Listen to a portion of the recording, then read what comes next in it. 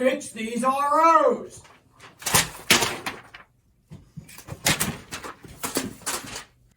Hi, this is Warren from Toyota Tech Training. Has this ever happened to you before? You've been called into the boss's office and told to fix this RO?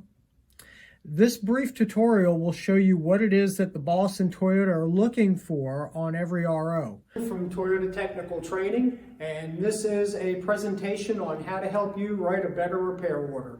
The whole idea here is to help you to avoid making some of the common mistakes that are being seen by your service managers and your warranty clerks on ROs that you're submitting for warranty. So this production is not meant to be a replacement to the Policy and Procedures Manual. Rather, this is going to be another tool for you or another aid. Let's start out with what is a repair order. In its simplest terms, it's the customer asking us to do something or asking the dealership to do something. The dealership is going to fulfill that obligation, and then you're going to be paid to fulfill it on part of the dealer. So what you really need to be aware of here is that a repair order is a living legal document. So follow Toyota policies and procedures, make your notes on the RO, have it properly documented, and that will help to do a couple of things. It'll help Toyota and their dealership, and maybe even you, to limit or lessen the amount of times that we may have to go to lemon law or arbitration hearings or some other legal action. So now let's talk about time punching or time records. This is probably one of the biggest errors that are made on repair orders. A couple of things that are important for you to know. When you begin to work on a specific line, a warranty line, you need to clock in.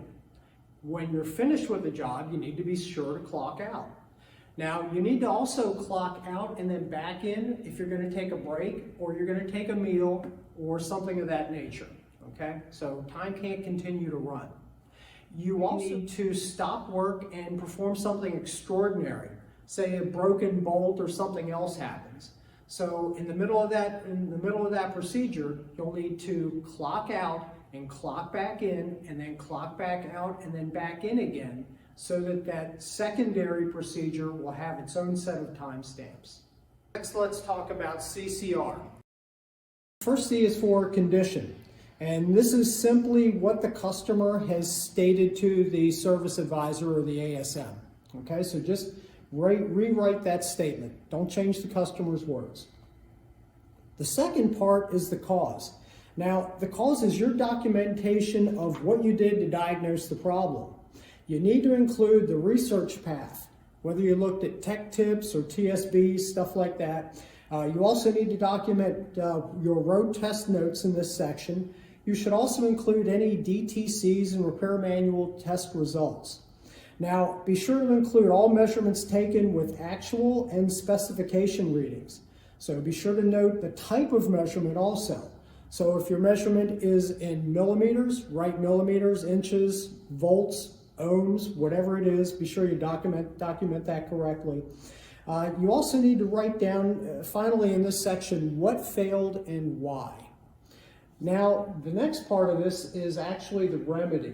All right, so CCR, condition, cause, and remedy. The remedy is the repair itself.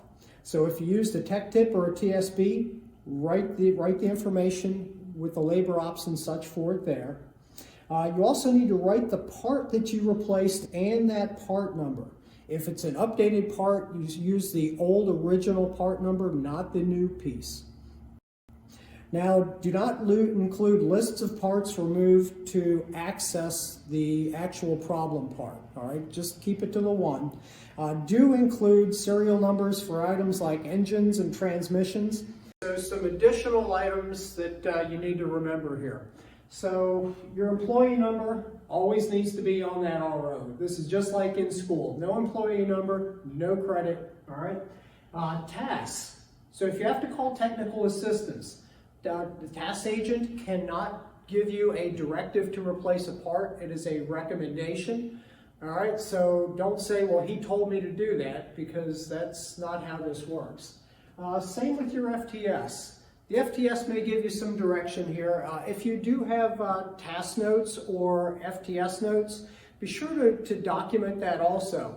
Doesn't necessarily need to be written into the CCR, but you should have a task case number in there, and you should have your notes attached to the RO, okay?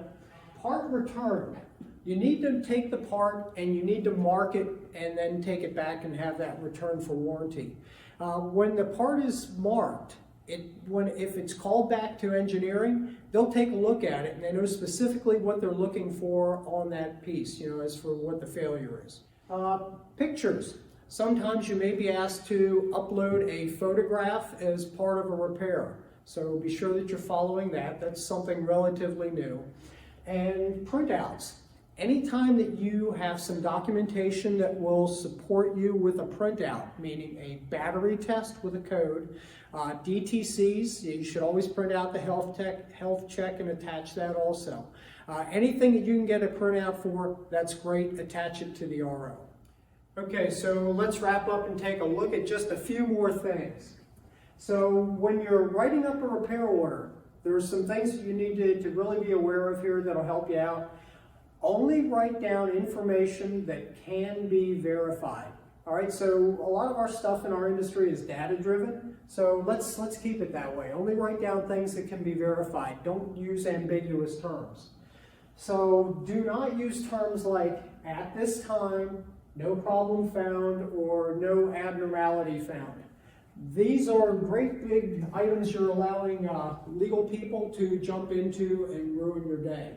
So if we're saying that it didn't occur at this time, that probably means to a lawyer that it's going to occur at some other time.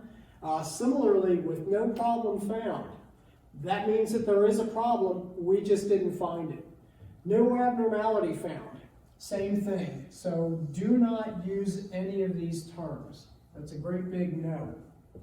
Things that you can do.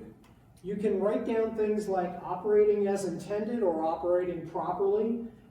Be sure that you can back this up though. You may need to go into the new car feature section of the book and maybe to show the customer how it's supposed to work and this is actually correct and normal. Road tests and comparing like vehicles. Always be sure to document the VIN number of the vehicle that you're comparing it to. And you can use this term also. Customer is unable to verify. Okay? And this does happen. So on a final note, it's very important that if you have a vehicle that comes in for a repeat repair, all right, you need to make sure that the ASM is aware, you need to make sure that your service manager is aware, and you need to have a task case. All second time or repeat repairs need to have a task case to go along with. This is part of Toyota's policy and procedure. Okay, so those are some things I think are going to help you to write a better repair order. So if you do that, hopefully you'll be happier and your customers will too.